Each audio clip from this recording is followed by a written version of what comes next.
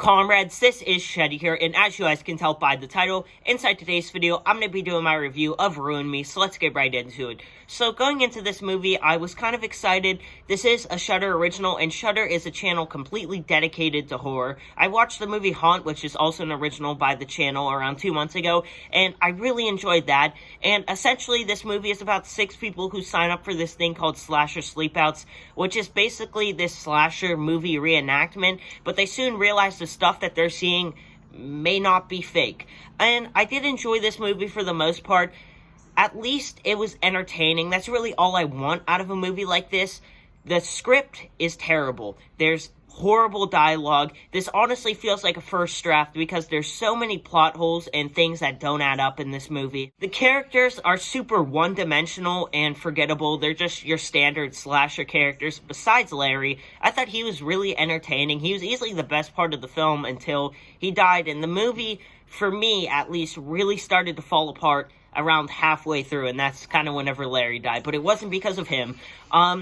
But I did enjoy the first half of this movie. It was your standard slasher, but personally, I like that. So, I was enjoying it. But then, the second half, it really just starts to fall apart. I'm sure by now, you probably read the title.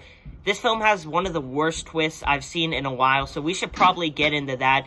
So, around halfway through the movie, everyone dies, in quotes, besides the main girl and her boyfriend, and then she wakes up on her beach with her ex-boyfriend, and they're in some weird trap with her boyfriend, and she has to choose between them, and she chooses the boyfriend and leaves the ex-boyfriend, and then he disappears, and then the two are running through the woods, the boyfriend dies, and then it turns out that everything was fake.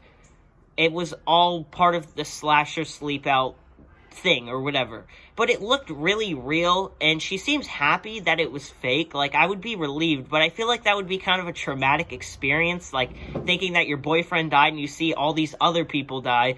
But okay, moving on from that. So her and the boyfriend are on their way back from the slasher sleep out thing, and she decides to call her ex-boyfriend while he's in the bathroom, and she hears the phone ringing from the trunk, and she opens it up, and the ex-boyfriend is tied up there.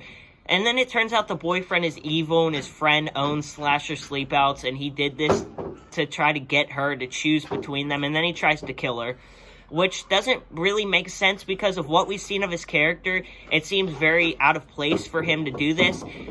Compare this to something like Get Out, which in that film, they're foreshadowing / hinting at that big twist at the end throughout the entirety of the movie. If you go back and watch it the second time, there's details you don't notice, and that's one of the best things about this movie. But with this movie, they don't hint at what's to come at all. It just comes out of nowhere. And it would be a good twist if they had set it up, but they don't develop it at all. But guys, I did enjoy this movie. I thought it was entertaining, and that's kind of what I want out of a movie like this.